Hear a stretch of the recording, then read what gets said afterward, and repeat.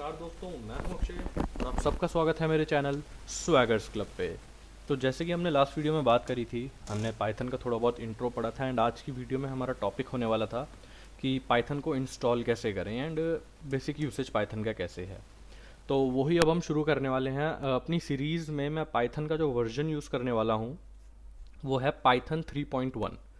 अब बात आती है कि मैं पाइथन के बेसिक्स शुरू कराने से पहले जो थियोरेटिकल बेसिक्स है कि पाइथन ऊप्स है, ऊप्स कंसेप्ट क्या होता है, थोड़े बहुत इसके डाटा टाइप्स क्या होते हैं, वो सब शुरू कराने से पहले मैं थोड़ा इन फील्ड व्यू देना चाहूँगा कि जो पाइथन के अंदर कोडिंग होती है थोड़ी बहुत वो किस तरीके से होती है, ताकि जब मैं आगे इन कंसेप्ट्स को एक्सप्लेन करूँ तो मैं साथ के साथ आपको कोडिंग का एग्जाम्पल भी दिखा सकूँ और आप उसे समझ पाएँ एंड ऐसे में समझने में थोड़ी ईजी होगी।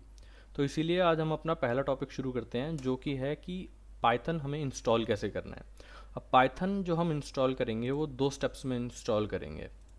सबसे पहला होगा हमारा पाइथन 3.1.1 डाउनलोड।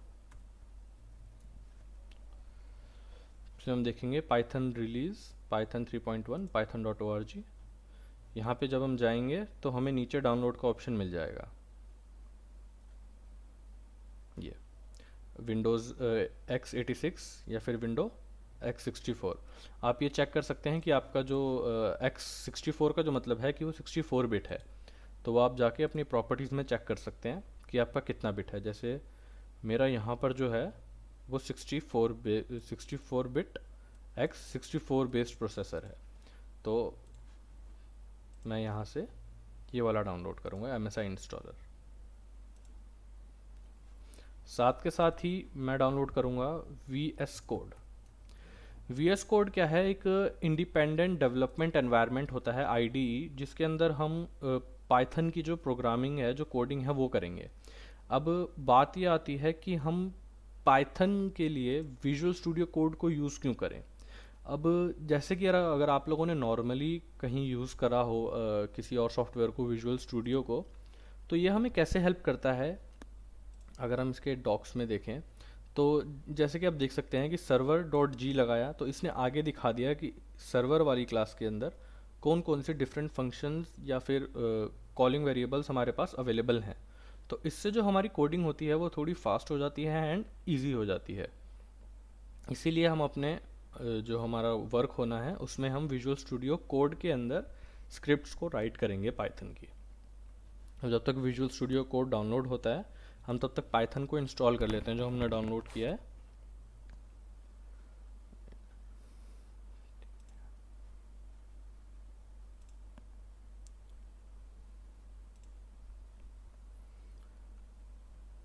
थोड़ा बहुत टाइम लगेगा पाइथन को डाउनलोड होने में। एक्चुअली मेरा क्या है, मेरी SSD है तो शायद थोड़ी जल्दी डाउनलोड हो जाए।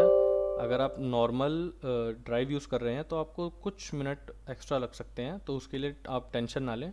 हमारा जो मेन मोटो है वो यहाँ पे ये है कि पाइथन की वर्किंग को समझना है हमें।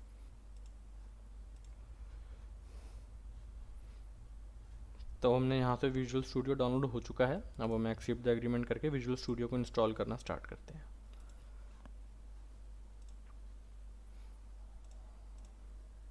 ये सारे हम ऑन कर देंगे क्योंकि हमें कुछ पाइथन फाइल्स होंगी वो डायरेक्टली विंडोज़ एक्सप्लोरर से खोलनी होंगी। अब इसमें क्या होता है, नहीं तो हम नॉर्मली पहले विजुअल स्टूडियो कोड खोलें, उसमें एक ओपन करें, फिर ओपन में ब्राउज़ करें उस फोल्डर को, देन नई फाइल बनाएं। बट हम इसके थ्रू डायरेक्टली ही वहीं की वहीं हम अपनी फ़ाइल क्रिएट कर सकते हैं। आपको डेस्कटॉप आइकन रखना है या नहीं रखना है वो आपकी अपनी चॉइस है। मैं डेस्कटॉप आइकन रखूँगा क्योंकि मेरी हैबिट उस तरीके से बनी हुई है यूसेज की। तो जब तक ये डाउनलोड हो रहा है तब तक हम देखते हैं कि हो गया। अभी मैं लॉन्च विजुअल स्टूडियो कोड नहीं करूँगा, मैंने फिनिश किया एंड इसके बाद हम देखेंगे हमारा पाइथन कहाँ डाउनलोड हुआ है। सॉरी, ये रहा पाइथन 31। यहाँ पे पाइथन की दो एप्लीकेशंस हैं, पाइथन एंड पाइथन डब्ल्यू। हम पाइथन नॉर्मल ओपन करते हैं तो ये क्या है, हमारा जो कमांड शेल होता है उसी की एक छोटी सी यहाँ पे एक पाइथन की अपनी एक इंटरप्रेटर खुल गया है। अब इंटरप्रेटर और कंपाइलर क्या होता है, ये दो चीज़ें होती हैं जब भी आप प्रोग्रामिंग लैंग्वेजेस में बात करते हैं या काम करते हैं। तो वो हम आगे जब कोडिंग हमारी थोड़ी बेटर हो चुकी होगी तब मैं एक्सप्लेन करूँगा कि इंटरप्रेटर और प्रोग्रामर कंपाइलर का वर्क होता क्या है और वो दोनों वर्क किस तरीके से करते हैं। अब यहाँ पे इंस्टॉलेशन के बाद हम यहाँ पे डायरेक्टली पाइथन को हम एज अ सिंपल कैलकुलेटर भी यूज़ कर सकते हैं। लाइक मैंने यहाँ पे करा 3+2 एंड इसके बाद एंटर मारा तो नीचे आउटपुट आ गया 5। अब मान लीजिए कि एक आइडेंटिटी है, एक ऐसी चीज़ है जो एक फाइल टाइप का नाम रख रही है, जैसे 5 है। हमें पता है 5 एक इंटीजर है, बट मुझे बार बार कहीं भी कैलकुलेशन में यूज़ करना होगा तो मैं बार बार 5 यूज़ करूँ, या फिर 5 तो छोटा वर्ड है, मान लीजिए 10,000 एक वर्ड है, तो बार बार मैं 10,000 यूज़ करूँ एक ही कैलकुलेशन के लिए बार बार। तो इसके लिए हम क्या करते हैं, हम उस एक आइडेंटिटी को एक छोटा सा नेम प्रोवाइड करा देते हैं। जस्ट लाइक मैंने s इज इक्वल टू 10 किया, तो इसका मतलब s की वैल्यू अब 10 है। अगर मैं s एंटर करता हूँ तो आप देख सकते हैं आउटपुट 10 आता है। मैंने करा s-5, तो 10 - 5 5। मैंने करा s प्लस s-2, तो ये हमारा आया 18। तो ऐसे ही हम सिंपल कैलकुलेशंस पाइथन में एज ए कैलकुलेटर कर सकते हैं। लाइक मैंने करा 1 2 3 4 इंटू 1 2 3 4 5, तो एक इतनी लंबी कैलकुलेशन भी हम इजीली कर सकते हैं इसे एज अ सिंपल कैलकुलेटर के तौर पे यूज़ करके। अब ये तो हुई सिंपल सी छोटी बात कि हमने एक छोटा सा फंक्शन बनाया एंड उसमें हमने एडिशन कर दिया। ये तो फंक्शन भी नहीं है, हमने सिंगल लाइन कंपाइलेशन की एंड उसका आउटपुट आ गया। अब मान लीजिए अगर मुझे कुछ बड़ा सा कोड लिखना है 4-5 लाइंस का, लाइक मैंने 4-5 कैलकुलेशन करनी है एक साथ जो एक के ऊपर एक बेस्ड हों। अब ऐसे मैं बार बार करूँगा तो ऐसे प्रोसेस लेंदी हो जाता है। तो इसके लिए हम क्या करते हैं, हम पाइथन की एक स्क्रिप्ट क्रिएट करते हैं, फिर उसको रन करते हैं। तो उसमें आउटपुट जो आता है हमें ईज़ हो जाती है करने में। देखते हैं हम कैसे। जैसे मान लीजिए मैं डॉक्यूमेंट्स में गया, मैंने एक नया फोल्डर बनाया पाइथन ट्यूट। यहाँ पे मैंने राइट क्लिक करा एंड आप देख सकते हैं ओपन विद कोड आ गया, जो हमने पहले सेटअप के टाइम पे एक्टिव करा था कि हम ओपन विद कोड यूज़ कर सकें। तो मैंने करा ओपन विद कोड। अब यहाँ पे ओपन विद कोड में तो आ गया। अब हमें यहाँ पे क्या नई फाइल बनानी है, मैंने यहाँ पे कर दिया न्यू फाइल। फाइल का नाम क्या हम क्या देंगे, हमने दे दिया हेलो वर्ल्ड डॉट पाई। पाई जो है हम पाइथन फाइल फॉर्मेट को सेव करने के लिए हम पाई का यूज़ करते हैं। तो मैंने जैसे ही एंटर मारा तो आप देख सकते हैं पाइथन का लोगो भी यहाँ पे आ गया होगा। अब ये कह रहा है कि रिकमेंडेड एक्सटेंशंस पाइथन के लिए डाउनलोड करें। अब मैं डायरेक्टली यहाँ से भी इंस्टॉल कर सकता हूँ, उसका एक और मेथड भी है। मैं यहाँ पे सर्च में गया, मैंने यहाँ पे टाइप करा पाइथन, सॉरी एक्सटेंशंस में, यहाँ पे मैंने टाइप करा पाइथन। तो सबसे पहले आ गई पाइथन बाय इंटेलिसेंस, मैंने इंस्टॉल कर लिया।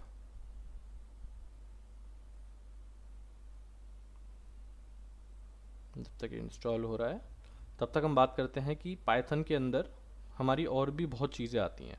जैसे लाइक आप देखें कि डीबगिंग क्या होता है, जो हम प्रोग्राम रन करते हैं उसमें थोड़ी बहुत इश्यूज़ कभी कभार हो जाते हैं, तो हम एट द रन टाइम इसको टेस्ट करके देखते हैं। हमें ये नहीं है कि पूरी फाइल पहले बिल्ड करनी पड़ेगी तब हमारा फंक्शन टेस्ट होगा, हम यहाँ पे साथ के साथ उसको टेस्ट करते हुए चल सकते हैं।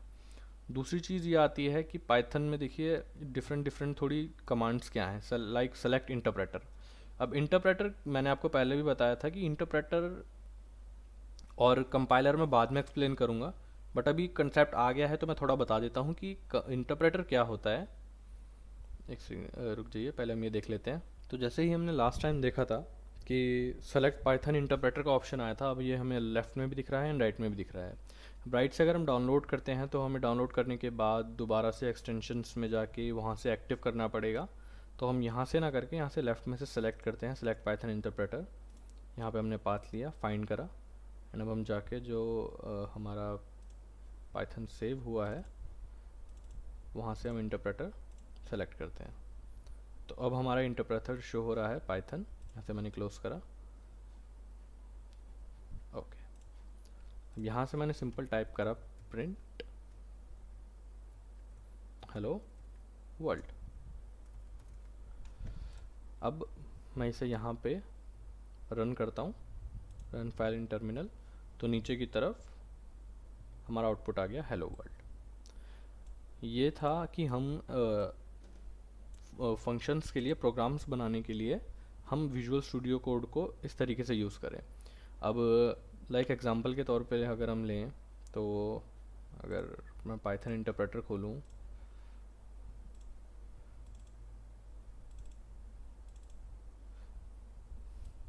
तो पाइथन इंटरप्रेटर में अगर हम एंटर करते हैं हेलो वर्ल्ड तो ये डायरेक्टली प्रिंट हो जाता है। अब यहीं पे मैं करता हूँ s is equal to 2, s is equal to s plus 1 and s into s। तो यहाँ पे मेरा आंसर क्या आना चाहिए, 2, 2 इज इक्वल टू 2 प्लस 1 3, 3 का स्क्वायर 9, एंड वही आंसर आया। अब अगर हमें यही चीज़ मुझे बार बार टाइप करके एंटर मारना पड़ा, अब अगर यही चीज़ मैं एक स्क्रिप्ट बना के करना चाहूँ तो मैं यहाँ पे लिखा प्रिंट हेलो वर्ल्ड, उसके बाद मैंने करा s is equal to 5 s plus plus, इसका मतलब होता है s is equal to s plus 1, but हम ये नहीं लिख के लिखते हैं s is equal to s plus 1 s into s। अब अगर मैं रन करूँगा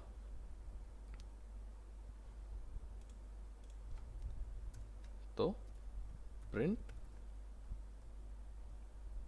s इंटू s, जो कि मैंने फाइनल रन किया था एंड आंसर आ गया 36। तो ये हमारा डिफरेंस आता है विजुअल स्टूडियो कोड को यूज़ करने का एंड टर्मिनल को यूज़ करने का। अब जो छोटी छोटी चीज़ें हैं कि इसमें डाटा टाइप्स कौन कौन से होते हैं, वेरिएबल्स कौन से होते हैं, हम छोटी छोटी क्लासेस कैसे बनाएं, फंक्शंस कैसे बनाएं, एक कंप्लीट प्रोग्राम कैसे क्रिएट करें, वो हम नेक्स्ट वीडियो में ट्राई करेंगे जब हम बेसिक्स ऑफ पाइथन प्रोग्रामिंग देखेंगे। अभी तक हमारा क्या था, बेसिक्स ऑफ पाइथन लैंग्वेज था, इसमें हमने installation and intro to Python था। नेक्स्ट वाला टॉपिक जो होगा हमारा वो होगा बेसिक्स ऑफ पाइथन प्रोग्रामिंग, उसमें हम पाइथन की प्रोग्रामिंग के बेसिक्स देखेंगे कि पाइथन में हमें किस तरीके से कोडिंग करनी चाहिए एंड क्या क्या कीवर्ड्स हैं, क्या क्या हमारी मॉड्यूल्स हैं जो हम लोग यूज़ करते हैं। एंड मॉड्यूल से मैं आपको एक दो चीज़ें बताना चाहता हूँ कि मॉड्यूल्स क्या होते हैं। मॉड्यूल्स हमारे होते हैं जो भी external classes that are provided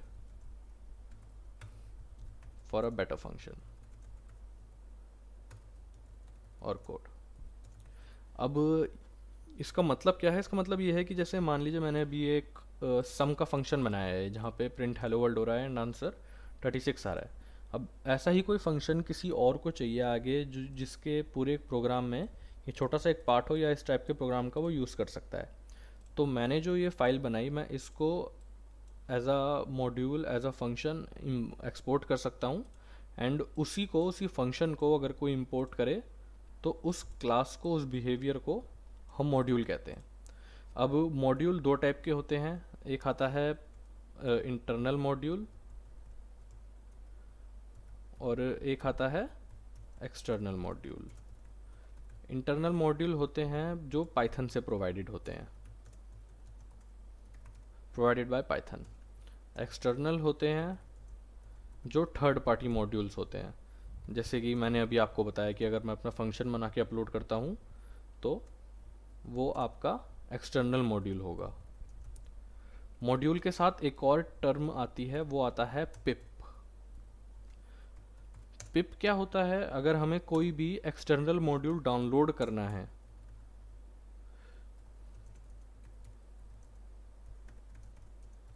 देखिए एक चीज़ तो यह है कि जो भी मॉड्यूल्स हम पाइथन में यूज़ करेंगे वो सब फ्री होता है एंड ओपन सोर्स होता है। तो बस ये है कि पिप से हमें एक्सटर्नल मॉड्यूल्स को डाउनलोड करने में हेल्प मिलती है। लाइक अगर आप देखें कि अगर मैं यहाँ पे ऊपर करता हूँ import OS, तो OS में कोई इशू नहीं आया क्योंकि OS एक इंटरनल मॉड्यूल है। अब अगर मैं यहीं पे बात करता हूँ import फ्लास्क, तो फ्लास्क में एरर आ गया, अगर आप देखेंगे तो ये आ जाएगा flask is not accessed in could not be resolve from source, क्योंकि ये पाइथन के इंटरनल सोर्स में से नहीं है, ये एक एक्सटर्नल मॉड्यूल है। तो मैं एक्सटर्नल मॉड्यूल्स डाउनलोड कर सकता हूँ, ये इसका यूसेज होता है। इनिशियली 3.1.1 में उतना सपोर्ट नहीं है, आपको एक्सटर्नली चीज़ें करनी पड़ेंगी, बट अगर आप 3.9 या 3.8 से अबव यूज़ करते हैं तो उसके अंदर आपको पिप की डायरेक्ट लाइब्रेरीज मिलती हैं डाउनलोडिंग के लिए, जिससे आपको आगे हेल्प मिल सकती है। तो अभी तक जो हमारा था ट्यूटोरियल इतना ही था कि बेसिक मॉड्यूल्स एंड पाइथन के फंक्शंस क्या हैं। तो